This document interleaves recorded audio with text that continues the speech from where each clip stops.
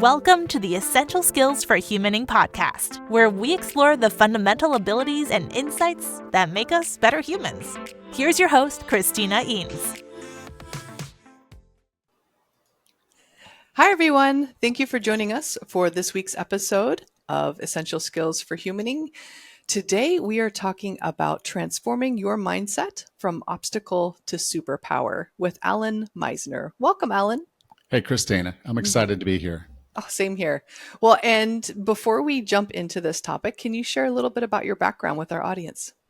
Okay. Well, I was not always a health and fitness coach. I was in corporate, and I kind of did the thing, that we all say we're going to climb the corporate ladder. We're going to get to the top before we're 40, because we're supposed to be dead by then. But I made C-suite by my 39th birthday. So I was 39. I was a vice president in a Fortune 500 company. And I should have, by all rights, felt really good about myself, but I didn't.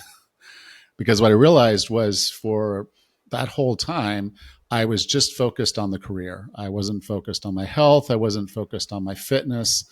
I wasn't focused on my relationships. I was only focused on my career. And that seemed to be the only thing that I was actually good at the time. And so I kind of set out on this journey because I think we all make these decisions. I'm going to get healthy and fit this year. This is my year. And I did that right after my 39th birthday. 8 years later, I still wasn't there. And I think many people can relate to the yo-yo of losing it and gaining it and a little bit more, and maybe losing, and then you do something completely silly and you break yourself, and then you don't want to do it at all for a while. So you go through, and this, I'm a big fan of the cycle of change, if you're familiar with that tool. And so you go all the way around from pre-contemplation. Mm-hmm. You end up all the way around. You're in action, and then boom, you're right back down to pre-contemplation like that. And so I just went through these cycles over and over and over again until I had one conversation with my daughter when she said, "Daddy, will you come watch me do a CrossFit competition?" And it was a complete kick in the gut because I never wanted to be a spectator in my daughter's life. I always wanted to be a participant. And so what was happening was I was realizing I wasn't who I was supposed to be. And I kept thinking, well, what is missing? What is missing here?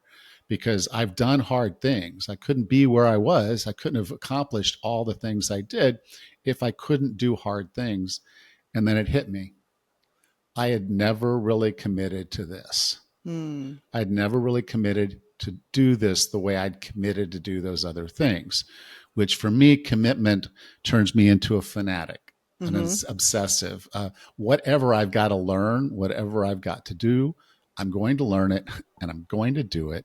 And then I'm going to get there. And so I did that. I made that commitment at that point. And I had all these obstacles in front of me, including myself, that I had to overcome. And so I just methodically went through the process. Because I traveled so much for work, I couldn't hire a personal trainer. I was home one weekend a month. There were no online trainers back then. There was no books. There was no podcasts, anything to tell me what someone over the age of 40 should do. The books that were out there were with chair yoga and stretching. And I'm like, that's not going to change my life. That's not going to make me who I'm supposed to be. So what I did was I decided, okay, I'm going to become my own trainer. And so I got certified as a personal trainer so I could train me. Now, in doing that, I made some fairly significant changes fairly quickly. So I lost 66 pounds of fat and I gained 11 pounds of muscle. And as you might imagine, friends and people around you are going to notice that something magical is going to happen. They like to use the word transformation. I think that's a little strong. I don't think I transformed. I just think I became the man I was supposed to be all along. And so with that, I thought, okay, those things still don't exist. There still are no podcasts. There still are no books. There's still nobody talking about this. And there's definitely nobody coaching online to help people who were like me. So I started doing it part-time as a side gig with my corporate career. And then through a series of layoff after layoff after layoff, and if you've ever been in a corporate environment, you know how ruthless that can be, especially if you're in a management position. You're like, okay, we need 3 more names. We need 3 more names. And every year you're like, okay, and like, okay, what's, look, do you want an arm or a leg? Because now I'm down to a point where, to hit your number, I'm going to be, dissecting people because and so it was that way pretty much for most of my corporate career.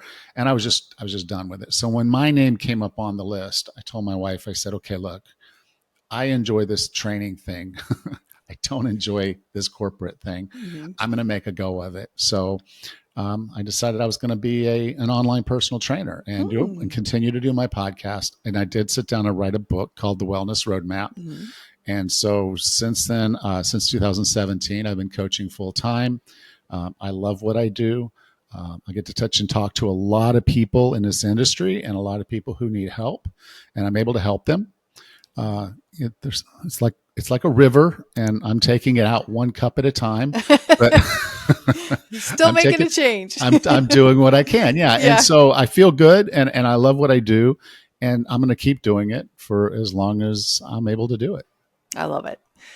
Well, and I also love that you're focusing on mindset, right? Because so many people are focusing on the symptoms, like you need to eat this, you need to do this, you need to do that, but really getting to that foundation of the mindset. So where do we start with our mindset?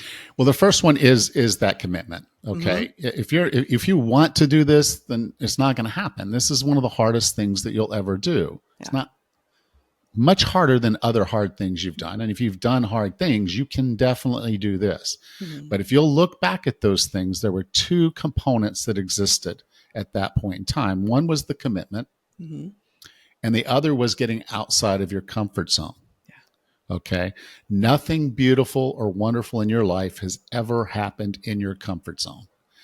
Everything magic, everything great in your life required you to get outside your comfort zone. So to make these changes, you're going to have to do that. Now, I'd love to say that's all you have to do. No. And then the strategies and tactics will all work for you. But there's a little bit more in there because we are very, very complex creatures. Yes. We, I interviewed a guy. Okay, his name is Dave Asprey. That might not mean much to a lot of people. He's big in the health and fitness space, biohacking and all that. So I had him on the podcast, and he had a concept that basically we have a lazy gene. We're all built to be lazy, and he's not wrong. He's not wrong. We're all wired to preserve energy. Yes. As an organism, it makes no sense for us to waste energy when we're not in an environment where that makes sense. So most people do not enjoy exercise. Yeah. Okay. They'll tell you, I don't like going and working out. Okay. Well, I want to tell you a story that will get you past that one. Okay. Because that's a big part of this. I don't like working out. Okay. To lose weight, you don't have to, but to have everything else like strength, the ability to open a pickle jar, to do other things, you will. So let me tell you the story. Okay. So there's this guy, Glenn. Now, Glenn loves golf. Okay. Golf is, everything to him. He loves it more than people. Okay. And he plays almost every day. He's a salesman. And as a salesman, he gets to play almost every day at work. That's what salesmen did back then. Okay. So Glenn gets to the age of 80 and he realizes he doesn't have the balance or the strength to continue to play the game. So Glenn has to put his clubs away. Now, a lot of people will say, okay, well, he's 80, end of life things. We have to do this stuff. Well, he lived until he was 95. Wow. So the last 15 years of Glenn's life, he did not get to play golf, the thing he loved the most. Now, flash forward 10 years. So now he's 90. Okay.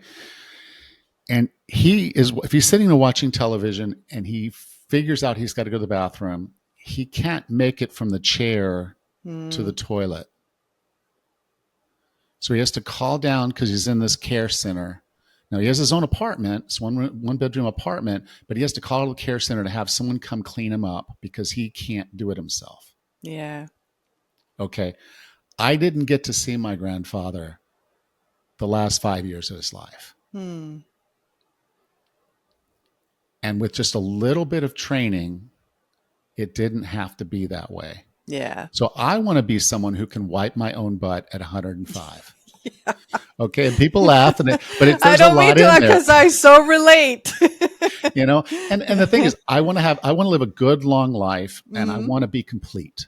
Yeah. I want to be able to take care of myself. I don't want to put that on my daughter. I don't want to be in a place like that and have to call down and be in that place. So I want to be able to take care of myself today, tomorrow, all the time. And Yeah. I have people that depend on me, my wife, my children. So it's not just that I want to be independent now. Like I said, I didn't want to be a spectator in my daughter's life. Mhm. I don't want to be a spectator in my grandchildren's lives. I want to be a participant. I don't want to be sitting in a rocking chair looking down at them. I want to be on the floor playing with them. And so as you think through this, the concept I use is called fit for task. Mm-hmm. So what do you need to be able to do now and in the future? When you go into the gym, that's what you're training for. Yeah. You need strength. You need bone density. You need mobility. You need stamina.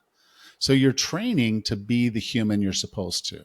So you can start thinking of hanging out with the grandchildren, going to the zoo with them and keeping up with them as your sport. Yeah. And you're training for that sport. You're Mhm. training to be that person. I don't even have birth grandchildren yet. I assume we will. Our kids are married, Mhm. and I know they want to. I know the girls definitely want to. So at some point, I will have a grandchild. Mhm. And I want to be able to carry and hold and pick up and run with and roll around on the ground and do all the things that grandkids do for as long as I can do that. And now, when I was younger, we did crazy things. When I went through that episode, I trained and did a Tough Mudder with her, which was insane. Mhm. I don't know what crazy stuff they're going to be doing when my grandchildren might be in their late teens and 20s. Mhm. I'm going to be about 80 probably. But I'm going to be that crazy 80-year-old that's out there doing those things with them. Okay, so think about it as training for whom you're supposed to be. And now the final bit of this is where we have these little boogaboos, these little things in ourselves that basically stop us. They stop us in our tracks if we don't recognize ourselves. So a lot of the journey for health and fitness is really about self-awareness. Mm-hmm. Okay, what are the things that I do to self-sabotage, and why am I doing it? Okay, and so going through my journey, looking back at my journey, I didn't know I was doing this when I was doing this. I was extremely fortunate to work my way through these things without really knowing what I was doing. But now looking back and having worked with thousands of other people, I see these things every day. Someone comes in, they start talking to me. It's like, oh, I know what your problem is. Now, that's not because I'm super, super smart. It's just because it's so apparent to me on the outside and it's almost impossible to see on the inside. But I'm going to talk about these 5 different mindsets. And I bet you're going to recognize one or more of them in yourself. Okay. So the first one I dealt with was the co-pilot. And this is very common amongst people who are very career oriented or who are parents. Okay. And this is where the obligations of everyone else around you is so much more important than your own. When you get to the end of the day, you're so tired with no energy left to do anything for yourself. The thought of cooking yourself an extra meal or a different meal just seems impossible because you have all of this other stuff to do that's more important. Okay, that's a co-pilot. Okay, that was the first one I had to get through. Okay. The second one I'll talk about is someone is a windshield person. Okay, so a windshield person actually is spending all their time looking through the rearview mirror. Oh. Who were you in the past? So I was a really good athlete when I was younger, and I was in the military with a Ranger unit. And so I was super, super elite fit, really, really good.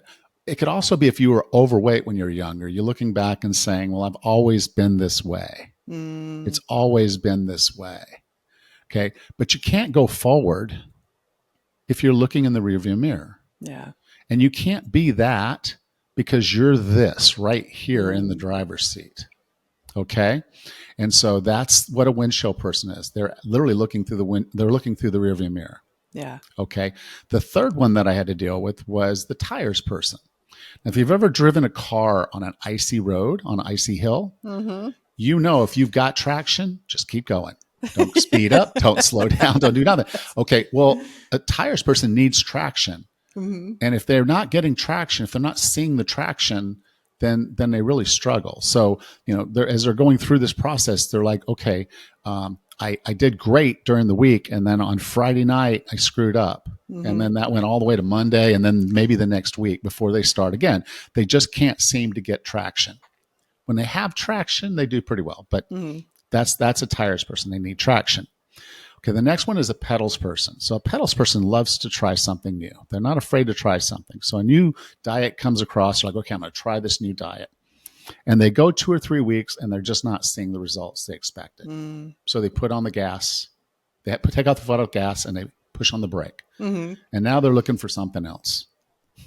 Okay, so they don't get very far. They don't really make any progress because they gas, brake. And if you ever driven a car and tried to drive down the road with gas, brake, no. you're not going very far, very fast. Okay, so that's a pedals person. And then the final one, which is where I find myself now, is an atlas. Mm-hmm. Now, this is not the atlas, the Greek god holding the planet up, which happens to be round, flat earthers. I don't know if you've seen that. But okay, just saying. Okay, anyway, it's actually the atlas that we had when we were younger. It's the paper book that had all the maps in it. And what was interesting was our parents would take the red felt marker and they would mark the route. When we would take a long route trip, they would mark the route on the map. And it's funny, everybody remembers their parents doing this with a red felt marker. Yeah. And so that was how we marked the trip. Okay, now, so an atlas person is someone who wants a destination. They want something to go toward. Mm-hmm. So you might relate it if you're a type A person. You set some goals for yourself about what you're going to accomplish this year, how many times you're going to do something, what you're going to get to, or some major event that you're going to sign up for and get ready for. You thrive on that. So an atlas thrives on this. If they don't have this, they just meander. Mm-hmm. They play at it. They don't really work at it. It's like, they don't get anywhere. Okay, so now to take that back, when I first started, I was a co-pilot. Mm-hmm. My job was everything. I would work as long as I could work, and I didn't make time for myself. So it wasn't until I realized, okay, the only way I'm going to solve this problem is to ask for help. Mm. So what I did, I told my boss, hey, I'm going to take my lunch hour from 2 to 3 so I can go over to the gym. That's when no one else is there but the retired people and a few college students. I can get my workout in real efficient and come back to work. And I'll be that much better at work. So I'm taking my lunch break and going to the gym every day. I'm blocking it off my calendar so no meetings can be scheduled. Mm-hmm. And he's like, that's cool. Now, sometimes he forgot and he would ask me for something. And I'd say, hey, I'm in the gym or on my way to the gym. Do you need this before 4 o'clock? No. Okay, you'll have it at 4 o'clock. And then I go get my workout done. Nice. Okay, so again, if you ask for help. So I had one client, she went to her family. She called a family meeting and said, look, I've signed up with a trainer and this is what I want to try to do. And I'm going to need your help with a few things. So for the husband, it was, watch after the house and the kids while I get my workout done. And then to the kids and the whole family, it's like, I want to start doing planning for our meals for the week. So we're going to do some batch cooking on the weekend. And our daughter stepped in and said, hey, Mom, you remember when you made those little egg bowl things for us for breakfast? You'd put them in the freezer. We could just pull them out and cook them ourselves. Those are healthy, right? And she said, yeah. And saved her a lot of time. And now she's teaching her daughter about nutrition and planning and meal planning and prep. And so it's just ask for help. They're probably also the reason why you're doing this in the first place. So of course they're willing to help you. They should be. And so just ask for help. That's the first thing. That's what a co-pilot person needs to do. Mm-hmm.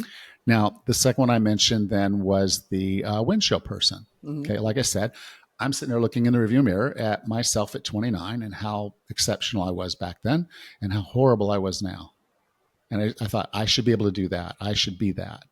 Well, I can't be that based on where I'm sitting right now. So you have to realize the seat you're in today. Okay, I was obese. I was in my mid-40s, and I wasn't going to be that looking in the rearview mirror. The only way I was going to change is to look out the windshield and drive forward from where I am right now.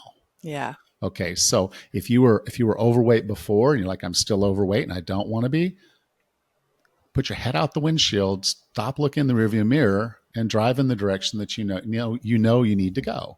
So it's just that thing. Anytime you feel that desire to look back and compare yourself to some other time, that's not this time. Mm-hmm. And your future is not determined based on what that was, good or bad.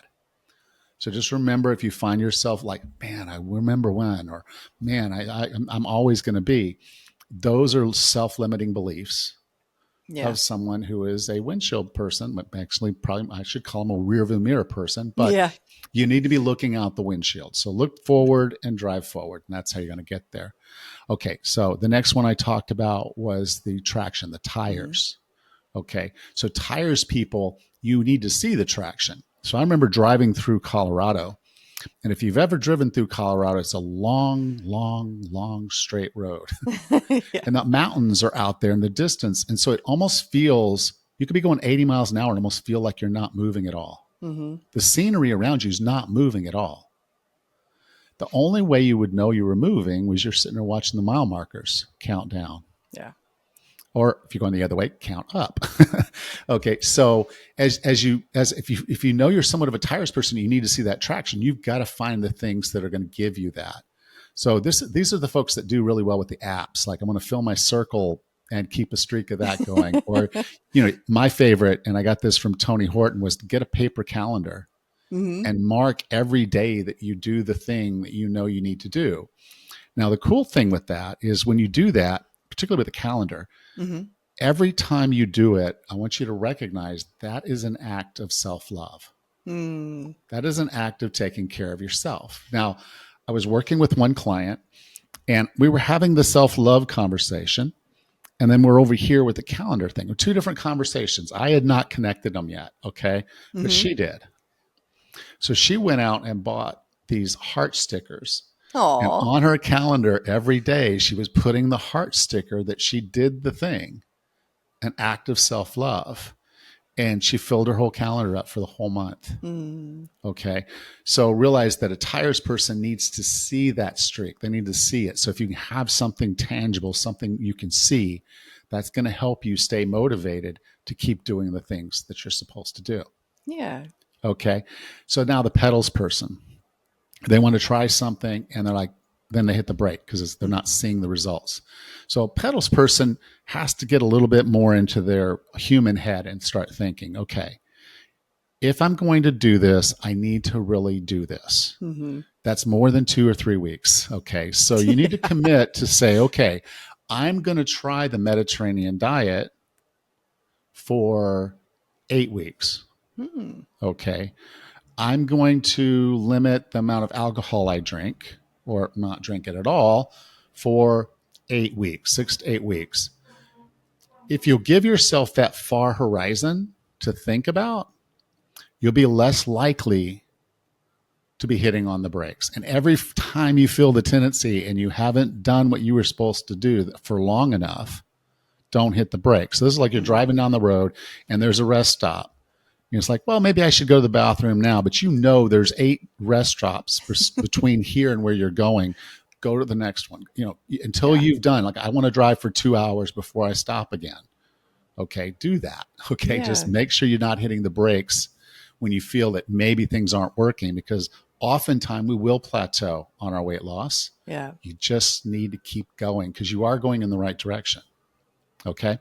So that's a pedals person. And then finally the Atlas, which is kind of where I am right now in my life. I have been for the last 12 years, is I need a destination. I need something I'm going for. So these are folks that do well. Like if you enjoy sport or you enjoy something, sign up for it.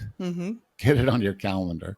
Okay. So my daughter and I, when I was really struggling, like I was doing okay. I was doing the thing, I committed, I was learning, I worked my way through all those others. And I found myself just kind of meandering. I'm like, okay, I was kind of stalled out here. I'm being consistent. I'm doing the things. I'm not over pushing. I'm like, everything is fine, but I'm just not moving forward as fast as I know I could. Okay. So I said, I need something in front of me. And I knew my daughter was doing the CrossFit. She was a level 1 CrossFit coach. She was loving all this stuff, the crazy stuff they were doing. So it just hit me. It's like, hey, that's it. So I called her up and I said, hey, what do you think about doing a Tough Mudder? So this was March. And I said, how about we do a Tough Mudder in November? There's one in Tampa. She's like, okay. Hung up that phone. I was buying the tickets, airline tickets to get there, buying the event tickets, getting hotels all organized. And now I had a problem. I had to get myself fit enough to do a Tough Mudder in 8 months. Okay. Now, the thing was that I didn't want to just do the Tough Mudder. I wanted to do it with my daughter, and I wanted it to be a special thing where she wasn't hanging back with me afraid or running off without me because I'm like, just go, I'll finish. I wanted to be there for her and her race. Again, to be a spectator, not be a spectator, but be a participant at her level doing her thing. Okay. And so that's what I did. And that's how I really got to the point where I lost that much weight and got that strong, because I knew that's what I needed to be that person. So that big goal, the red felt mark, that was the end point, was that Tough Mudder. And there was a destination date. I had to be there in November. And I did. And so as a result, I did run that race with her.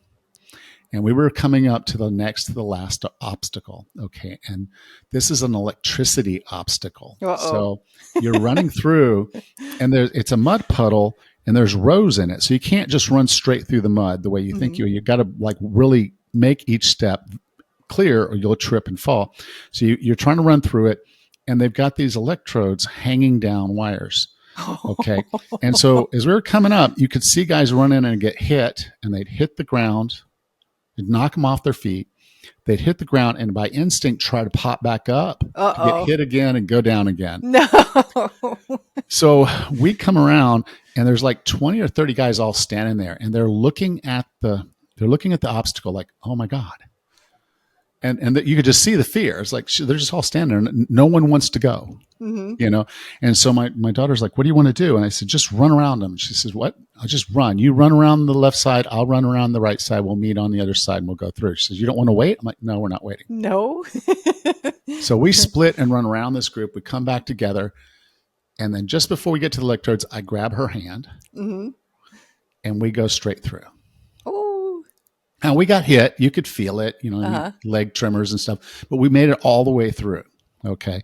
Now, a little physics lesson for everybody here is, if you're trying to do something like that, 2 or 3 people holding hands will displace the electricity, so it won't hit you as hard. Okay. Take the burden together. I like it. Okay. Now, I just happen to know that because when I was younger, I was a physics major. So I happened to know that. But we ran through that together, holding hands. Then there's a little fire thing we jumped over, and then we held hands again. And we finished that race holding hands. Oh. Okay. Now, I remember the day she was born, when she was born OP, which means she's face up. She wasn't breached, but they did have to use forceps to bring her out. And because of that, she didn't do well on the aptitude. They do a test when they first come out. She did not do well on that test. Yeah. So they had brought her over to a table to let her set for a second, clean her up, and then give her the test again. And I'm standing next to her, and she reaches up and with her hand grabs my pinky, wraps her little fingers around my pinky. Okay, I remember finishing that Tough Mudder with her, holding hands. And then I remember about 2 years ago walking her down the aisle, arm in arm. Okay, 3 very, very special moments in my life. And here's what I know. If I had not made the commitment, if I had not done the things, if I had not overcome all the obstacles that the world and myself threw at me, I probably would not have experienced the last 2. Yeah. Okay, so recognize that this whole journey, it starts with a commitment, not just wanting it, not just thinking it would be a good idea, but really committing. It's recognizing that the things you're doing are not, they're not all going to be fun. I mean, even in jobs, you think no one likes cleaning a toilet, but they like having a clean house. Okay, so yeah, some things you're not going to like, but you know why you're doing it. Okay, you don't want company to come over and it's like, oh my God, Yeah. I can't even go to the bathroom here. I got to go home to go to the bathroom. You don't want that. So you do stuff that you don't necessarily want to do, but you do know why you're doing it. So for fitness and exercise, it's fit for task. Now you're training to be somebody else. And then the final bit is just recognizing that we are in our own way most of the time. And if we can just get to know ourselves a little bit better, we'll get there. Now, with regards to the last bit, those 5, like I said, you probably felt like, wow, I'm like he was 4 of them, or maybe all 5. I don't know, but Atlas. Okay. Yeah. Okay, right. So, but we all recognize some of them, but here's the thing. Until you solve the primary one, you can't go on to the next one. Right. So if I was still dealing with Copilot stuff, I never would have got to a point where I could be an Atlas. I had to do Copilot first. Yeah. And then after I did that, I had to do tires next. Windshield next. Yeah. Because I would never been moving. And then once I started moving, I'm like, now I need traction. And then once I got traction and the results were coming, but not as much as I wanted, then I ignited the Atlas. Yeah. So if you're interested in what your primary type is, the one you need to tackle first, I do have a short quiz. It takes about 60 seconds. It's absolutely free, and it will tell you your primary type. Okay, and now you already know from this episode exactly what you need to do to deal with that type. And then after you've implemented that, you can go take the quiz again and find the next one. Because I had 4 of them. Okay, I didn't know that was what I was doing, but that was what I was doing. So you can find the quiz at 40plusfitness.com/quiz. That's 40plusfitness.com/quiz. It's free. It takes about 60 seconds, and then you'll know what your primary mindset type is.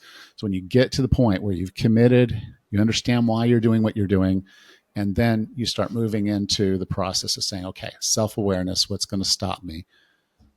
That's where you'll find it. I love it. Yeah, I did take the quiz, and I'm an Atlas, and it is very easy to take. And I love the information, the report that you provide, and videos after as well. Yeah, I will attest to that. Thank you. Now, before we get to your final piece of advice, can you share any other resources or other products or services that you would like audience members to know about? And I can attest for the book as well. Yeah. Okay. Well, again, there's the book, The Wellness Roadmap. There's the podcast called 40 Plus Fitness. You can find anywhere you're listening to podcasts like this one. And then, I do train online. So 40plusfitness.com is where I do my base training. I also have a fairly good Facebook group. If you're interested, you can go to 40plusfitness.com/group and join the Facebook group. But really, I'm easy to find. You just, if you type my name with the 2 L's, ALLANMISNER, I'm the only one on earth. So I'm pretty easy to find. I love it. We'll make sure the website too is in the episode description. Thank you. They can just click on the link. Okay. I can't believe we're already there. What's your final piece of advice for our audience? Well, the first bit of advice I would say is you have to commit. Yes. Okay. And like I said, for me, commitment is fanatical. Okay. It's like when I got married, or for some people, it's like when you found religion, you found your guy, and you're like, this is it. And you're like committing to that faith. It needs to be that deep and emotional. Yeah. So if you would commit at that level, there's absolutely nothing that will stop you from getting there. You might get in your way and slow you down a whole lot, but if you're that committed, you will solve it. You will figure it out, and hopefully it won't take you 9 years to figure it out. Yes, let's hope not, right? Use the resources. Yes. Awesome. Oh, thank you so much for joining us today, Allan. Thank you, Christina. Thank you for tuning in to the Essential Skills for Humaning podcast. We hope you've gained valuable insights to enhance your journey as a human being. Remember, practice makes progress. Keep honing those essential skills, and until next time, keep being the best version of yourself. For more resources, visit eanestraining.com.